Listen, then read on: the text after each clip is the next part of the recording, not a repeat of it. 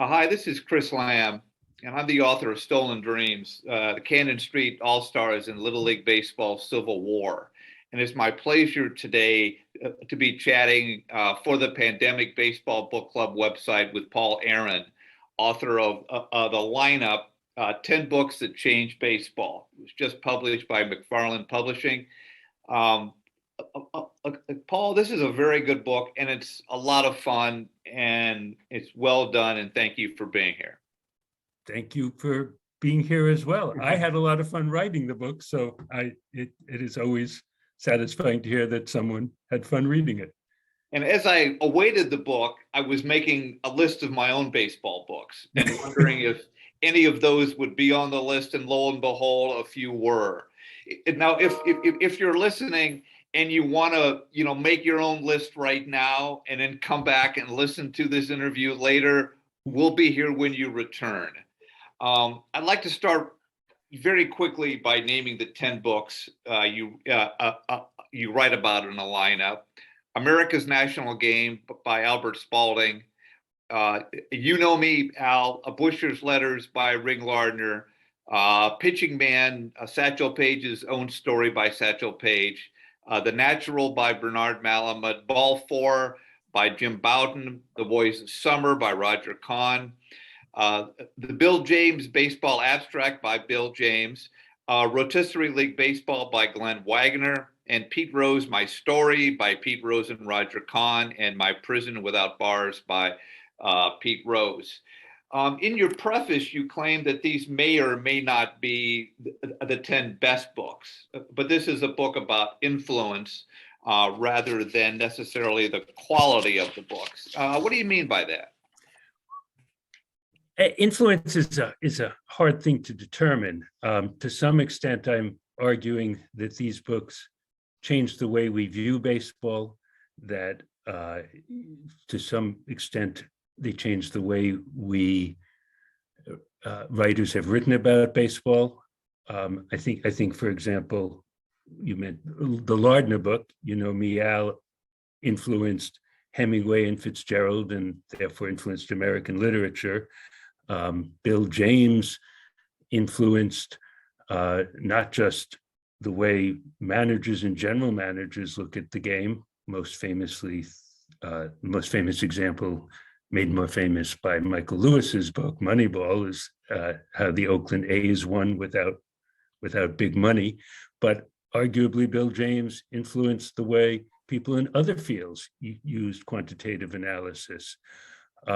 So, I mean, my most grandiose claim, which I certainly would not want to have to defend in all cases, is that in some cases these books actually changed not just the game, but changed America, changed the way we saw ourselves. I mean, Roger Kahn's Boys of Summer, for example, the nostalgia for Brooklyn that he so eloquently evoked, I would argue, was part of a nostalgia for cities in general that may have led to some gentrification, that may have led some of the people who, some of the children or grandchildren of the people who had left Brooklyn and left cities for the suburbs to return to cities.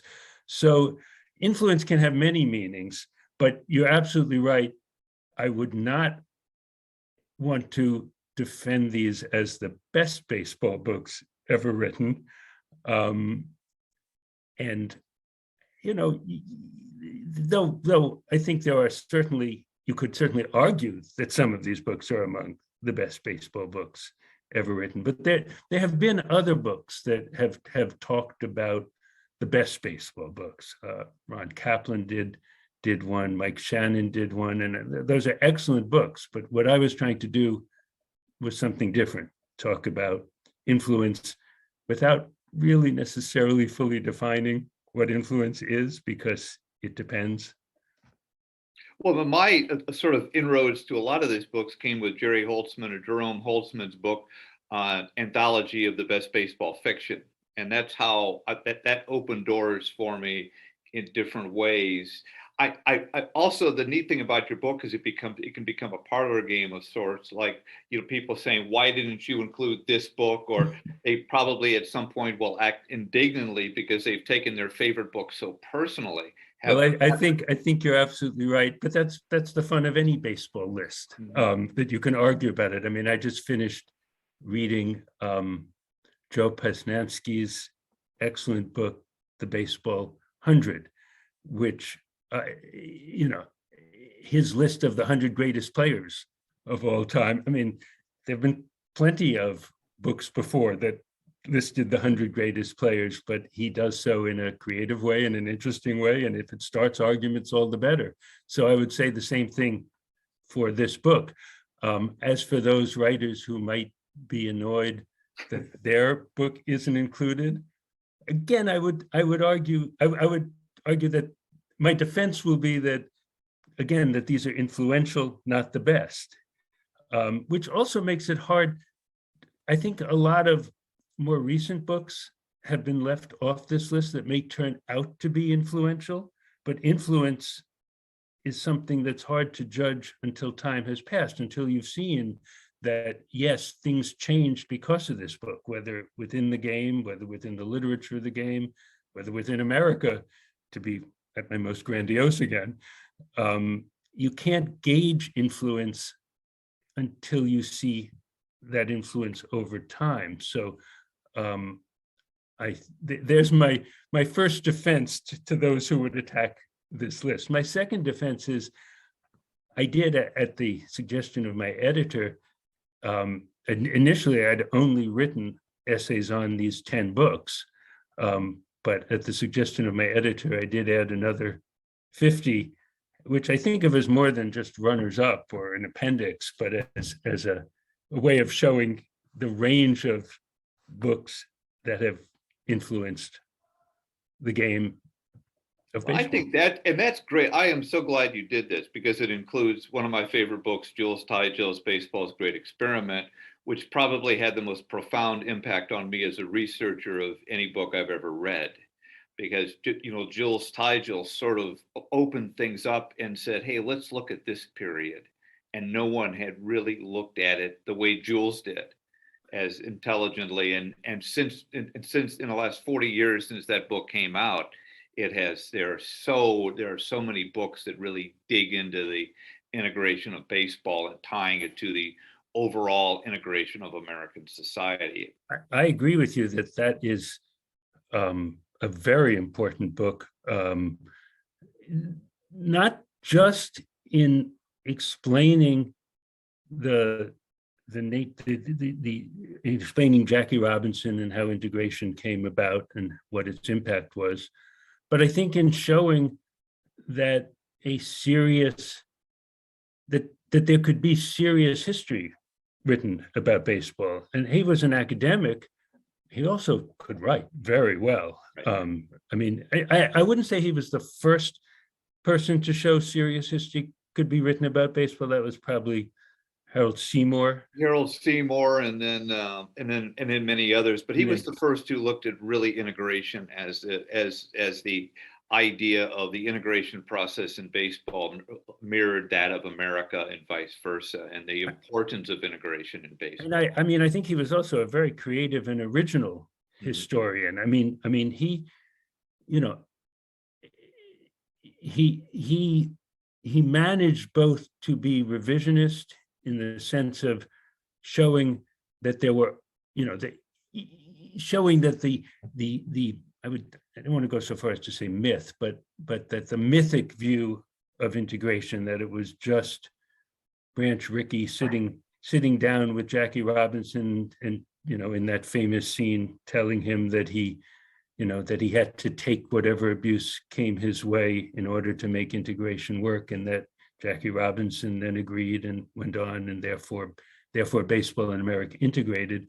Tigel, he showed it was a much more complex history, that there were many other factors besides Rickey and even Robinson that made it that led to integration. But at the same time, that Robinson was certainly still emerged as a heroic figure. I don't think that just because of his revisionism and perhaps even showing that there might have been better ways to integrate, or that integration was inevitable, I wouldn't say that Robinson emerges as a lesser figure. One of the criticisms I expected while we're on the topic of Robinson was that in choosing Satchel Paige's book instead of Jackie Robinson's book, or Robinson wrote a number of books, but they both wrote a book in 1948. And so the obvious choice of a book that changed baseball and that changed America would have been Jackie Robinson's book. But I argue that Paige was in some ways, and Paige's book was in some ways more influential, because Paige captured the era. Paige was better than Robinson. Robinson's book, at least his first book, his later books were more honest, but his first book was published right after he had integrated, and I mean, he was just sticking to the company line. It reads like, it reads like it was authorized by the Brooklyn Dodgers press office. I think it was, since Wendell Smith was the co-writer. Yeah. Wendell Smith, wanted to please Branch Rickey, and there were a lot of mistakes in that book, including, I think he called him, I think his name was Jack Roosevelt Robinson, and I think he got his name wrong, and he got maybe his mother's name. He made mistakes that you would think in what's supposedly an autobiography. Right. You would think the person would get their name right in an autobiography. But now, I mean, Paige too, it was still 1948. If he had been completely honest, I don't think either the book could have been published, or that, there was still enough of the Jim Crow era. This was still well before Brown versus Board of Education. Well, I mean, from your own research on your own book, that integration, whether in your case of kids or in this case of Major League Baseball, was not an immediate and stress-free process. No, it didn't. Just Brown versus Board of Education didn't suddenly open up all the schools, and you had boys and girls singing Kumbaya together in the classes. But I really like the way, even though your book is organized chronologically, there is the juxtaposition between two books like Lardner's and then Paige's with the voice, that I really love. Lardner's book, The Butcher, and it became important in ways that you mentioned. It's first of all, it's a great story, and it's important because it captures the voice of Jack Keefe. Isn't that right? That's correct. I mean, it was important in a lot of ways. I mean, I think before then, most baseball, I wouldn't say that baseball books always, or baseball writing always, portrayed baseball players as heroic paragons. But before Jack Keefe, I mean, the most famous literary baseball figure was Frank Merriwell, who was, a paragon. His name said it all. I mean, he was Frank because he was completely honest. He was Merriwell because he did everything happily and well. He was every American boy's fantasy. He would always hit the home run in the bottom of the ninth to win it. He had a pitch that was theoretically, it was described as curving two ways. I mean, it would go left and then right. I mean, he could do no wrong.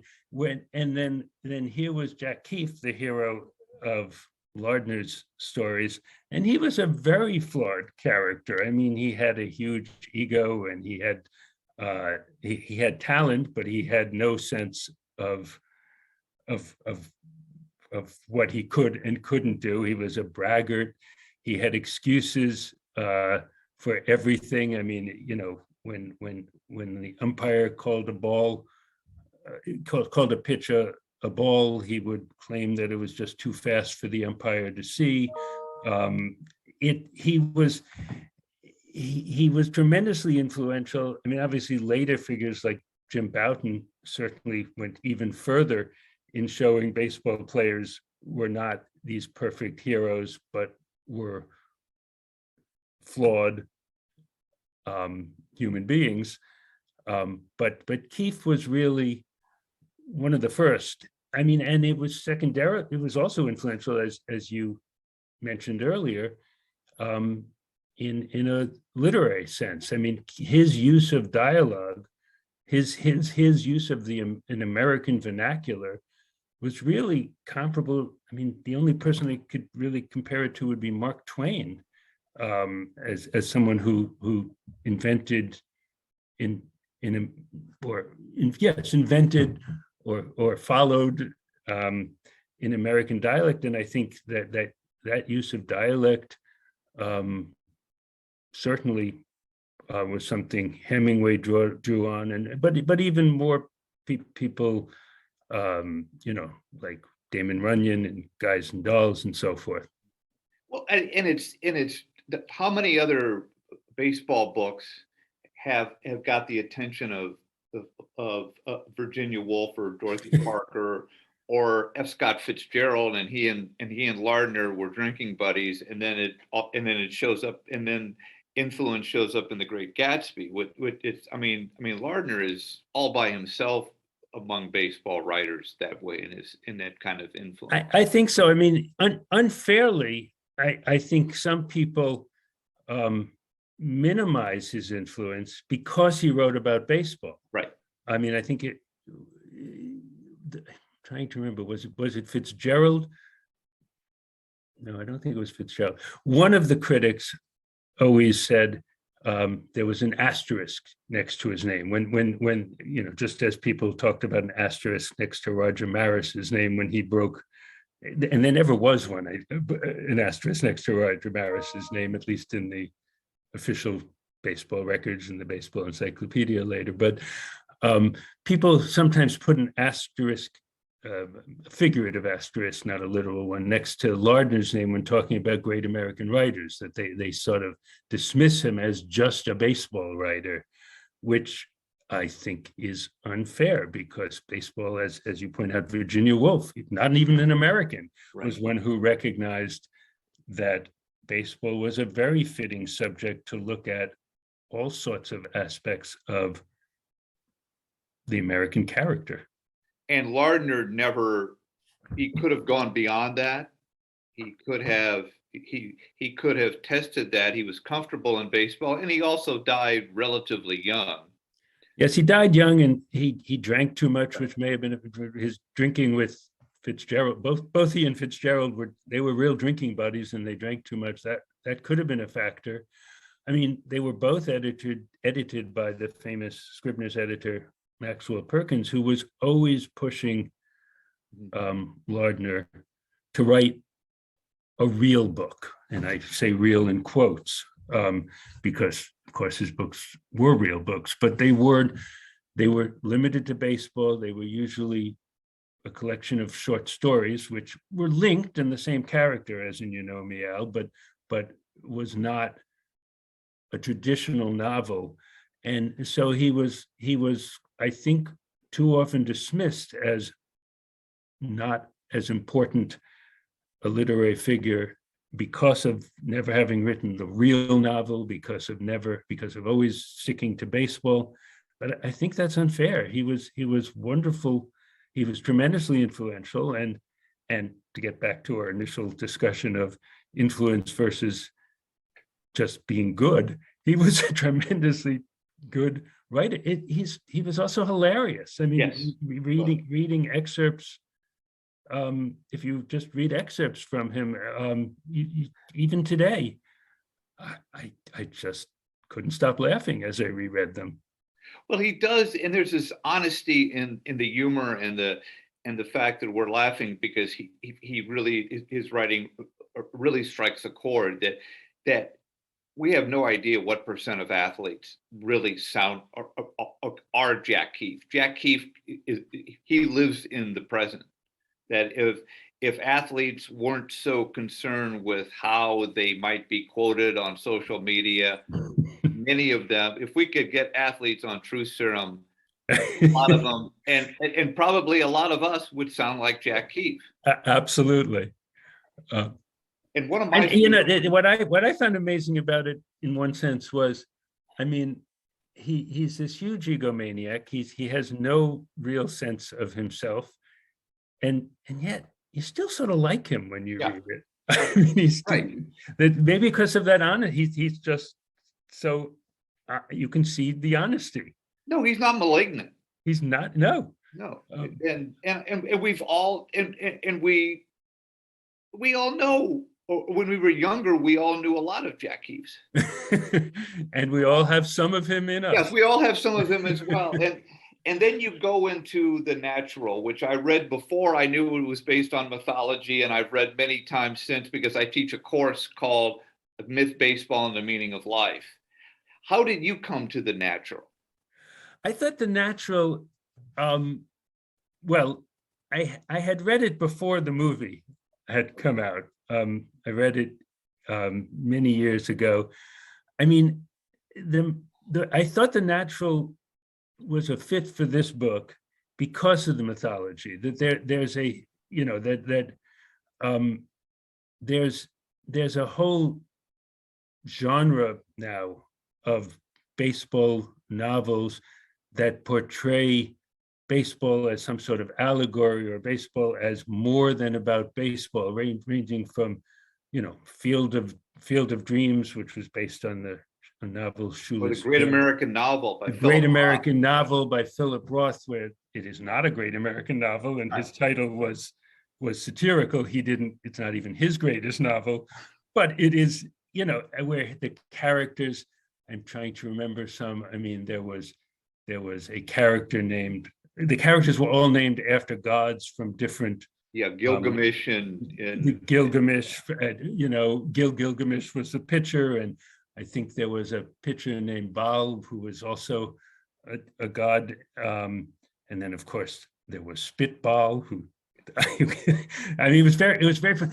Or even Robert Coover's book, The Universal Baseball Association Inc. So it was you know, in many ways about it created the main character invented a dice-based baseball game, and in the last, but he then created all of these characters and gave them all backstories and histories. And in the last chapter, they are, the main character who created this is gone, and just these players who created are left, and it raises all sorts of questions about, you know, was he God? Is God dead? Is God crazy?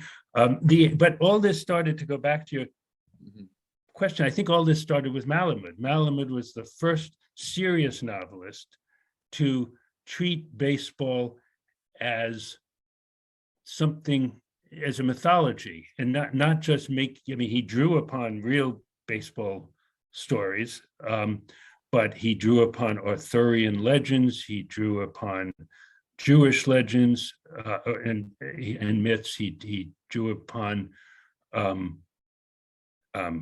Greek. I mean, there's a funny line, I can't remember the exact line, but where you know, he has clearly made some allusion to Homer. And oh sure,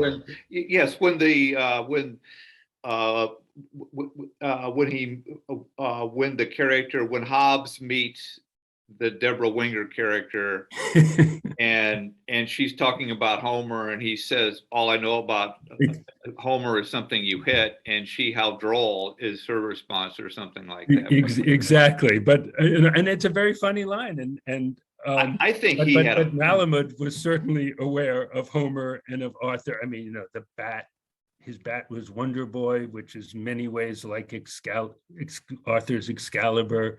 I mean, they're just all sorts of illusions. I mean, what we could actually argue about how effective they are. Do they undercut the narrative? Do they undercut the drama because you're spending too much time? And it's not like I even recognized all of them, but when I started researching and looking them up, I started wondering, is this undercutting the baseball story? And there are certainly critics who have said so, but regardless of whether you agree with that or not, there's no question that it was tremendously influential in making it okay for later baseball writers, later baseball novelists, to treat a baseball novel as serious literature. Even Lardner, important though he was, never took the writing too seriously, or he took it seriously. Obviously, he took it seriously, but he wouldn't admit to it being something important. But Malamud definitely was writing. Roth took the title, but Malamud was writing what he thought would be the great American novel. And he has such fun with it. That's the thing that I've now read the book many times, and he must have had such a ball because he mixes the stories of Eddie Waitkus and Joe Jackson and Ted Williams and Babe Ruth with the Percival legend and the Fisher King, and he's juggling 16 balls at once, and yet there are these moments of great depth. When Iris Lemon says, "I believe we're born with two lives: the life we learn with and the life we live after that," which is, pretty provocative about maturity. When you teach the novel, Chris, do you now allude to the mythology? Or we spend a lot, because myth comes before baseball in the title as a way of scaring off students. And so when they come to me and they said, "I thought it was going to be about baseball," well, no, the myth is. It is too. It is, but we spend a lot of time on myth. We spend a lot of time on Joseph Campbell and those stories, and then we get to the fun part, and then we, of course, see the movie. And you mentioned that you had seen the movie. How was your reaction to the movie after reading the book, or vice versa? I liked the movie. I mean the big change in the movie is the ending. Right. I mean, I think this is an old enough book that we don't have to worry about spoilers and discussing this here. I mean, in the book, Hobbs, the hero, is offered a bribe to throw a game, which he does for various motives, including his love for a woman. He needs the money to marry her. And in the book, he changes his mind at the last moment about wanting to throw the game, but he still fails. In the movie, Robert Redford hits a home run to win at the end. I mean, I wasn't thinking at the time. I mean, I'm not sure how that. I mean, I still like the movie, but it does very significantly change.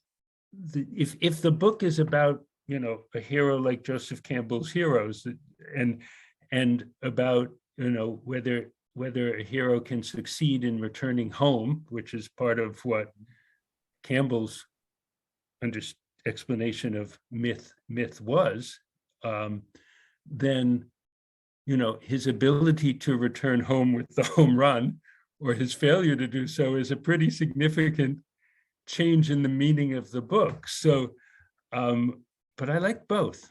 And it hasn't, as is often the case, the novel is darker than the movie. Hollywood, I mean, yes.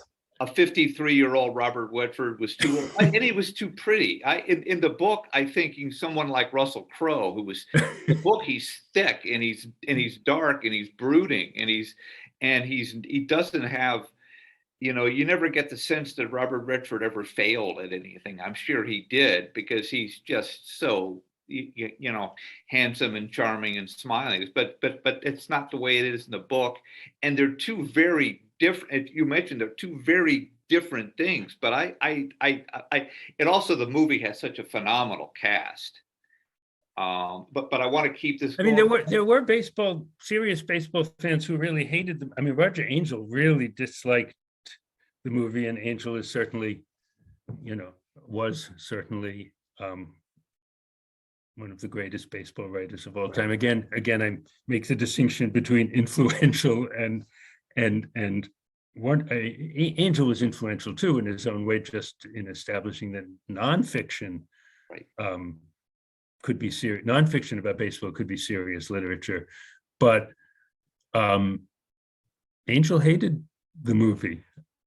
So you can certainly disagree about whether we can agree or disagree about how good the movie was, but I don't think you can deny the book's influence. Yeah, and also when I'm reading the book, one of the things that made a real impact on me and influenced me was the fact that I thought about my teenage years when I read a lot of Roger Angell. I read Ball Four. Ball Four was my Catcher in the Rye. And it had such an impact, and why can't baseball be this fun? And as you said, the influence was not just on baseball. This book had influence on America, Ball Four. I think it was a major countercultural statement of, I mean, I know it was not written till the beginning of the 70s, but it was a 60s countercultural statement. I also agree with you that, I mean, Bowie Kuhn, the commissioner, famously said that it was bad for baseball. It was good for baseball. I think there were fans like you or me who were bored of the image of baseball players and wanted to read an honest story. Well, Bowie Kuhn was bad for baseball. Ball Four was good for baseball. Ball Four was definitely good for baseball. And like Lardner, Boughton was hilarious. Yeah, right. I mean, I think one of the generally accepted, perhaps, falsehoods about Ball Four is that it was just about sex and the sex lives of players. It really, and I admit, I was 14 when it came out, and I might have picked it up because I'd heard it had all sorts of sex, but the sex was really tame compared to much of what followed. What was appealing about it was the honesty, that sex was just a part of what he talked about. He talked about drugs, and he talked about the stupidities he talked about the greediness of owners, which I think, was a step toward free agency. It undercut their image as these benevolent stewards of the game. That's and the incompetence of management, which is another labor issue. Is incompetence and the incompetence of managers. I mean, he talked about, the pitching. The pitching coach who wouldn't let him throw a knuckleball, and by then, I mean, he had once been. That was Sal Magley. Sal Magley, the great pitcher himself. But Magley, would if Boughton, and not just with Boughton. I mean, there were other pitchers who reported that, if they threw a fastball and someone got a hit, he would say, I told him not to throw the fastball, I told him to throw the curve. And if he threw a curveball and someone got a hit, he would tell them just the reverse. It's a great book for a kid to read. As I say, it's like The Catcher in the Rye, where I grew up with sort of these ideas that authority figures, my bosses, were all had their positions because they were smart and competent. I think it is exactly like Catcher in the Rye, and it has the same kind of position and influence as part of the counterculture of the 60s and 70s, not just a function of it, a result of it, but driving it. And then I think unfortunately, I wish this interview could go on a much longer time because I have so many more questions. But I now, as I said, another thing you do when you're writing is you don't just, your chapters aren't just about the book. You connect it to Jim Brosnan's book or Kurt Flood's book or Sparky Lyle's book, that it adds a deeper quality to the chapters because we see about their influence. And then in growing up again, you and I are about the same age. And so Ball 4 comes out when I'm 12 or 13, 14 years old. And then Boys of Summer comes out 2 years later, and it's very different book. They have really nothing in common. Yes, and Roger Kahn, who wrote Boys of Summer, disliked intensely Ball 4. I mean, Kahn was a return to, I wouldn't say hero worship. He certainly was willing to criticize players and management, but he had this certainly heroic view of the Brooklyn Dodgers, of the era when he grew up, and this very nostalgic view. He was writing after the Dodgers had moved to LA and had been in LA for more than a decade, but he had this nostalgic view of Brooklyn, and he did not like, he felt that Boughton had crossed a line, that he had betrayed somehow the sanctity of the locker room. And I mean, I think he was wrong, but that is not to detract from Roger Kahn's greatness as a writer and the influence of Boys of Summer. We talk about Boys of Summer and how evocative it was, and how here we are talking about it 50 years later, and the way that some people talk about the movie Field of Dreams, probably more so than the book Shoeless Joe. But the boy, it captures something that was lost, the Boys of Summer, and brought it back to us. We go back to the hero's journey and all of that. But Kahn did that. It really. I remember when it came out. Everybody I know was reading it. It was a huge bestseller, and as I said, I think it wasn't just capturing the Dodgers. I think he was capturing Brooklyn, and he was capturing an era when he grew up, and he was capturing his father. I mean, the second half of the book is about he visits a decade later retired Brooklyn Dodgers of the 50s. But the first half of the book is Kahn's own youth growing up in Brooklyn, becoming a reporter for the Herald Tribune and covering the Dodgers, and his relationship with his father. And that's another way in which I think his book is so influential. He didn't invent the idea that baseball is about fathers and sons playing catch, but he sort of captured better than anyone up till then, and perhaps since then, how baseball could play such an important role in the relationship between fathers and sons, or fathers and daughters, for that matter. And the simple life of baseball. I think one of the things that added the power to this book was it was telling us about a time when, at least when looking back over how simple it was long before the computer. It was long before even color TV. It was back when you and I would go out and play ball in the side yard every day. I have to find it because there's a great quote. I think I wrote it down somewhere. This is the problem. My memory is not good enough.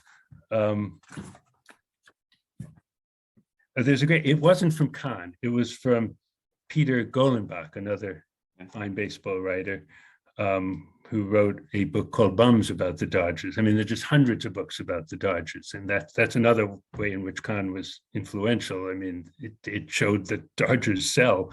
But Golenbach captured what you're talking about in a line that I thought was great, about the simpler times. He described the 50s in Brooklyn as a time when crime was infrequent and rarely violent, and when property, traditions, and parents were all respected, girls were all virgins, the institution of marriage was inviolate, and best of all, a bleacher seat at Ebbets Field was only 55 cents. Yeah. That's not Kahn, but that was certainly part of what Kahn evoked this. And who knows, it was not, of course, and even Golenbach is half joking in that description. And both Kahn and Golenbach knew that this nostalgia was at least not entirely accurate, but it was certainly memorably evoked, and I think influentially evoked. As I mentioned earlier, I think, people in the 50s were fleeing the suburbs, fleeing the city for the suburbs. And that certainly was not entirely the fault of the Dodgers leaving, but the Dodgers leaving was part of what was seen as the decline of Brooklyn. And, despite Kahn would have denied it, some of it was racism. They were fleeing because blacks were moving in.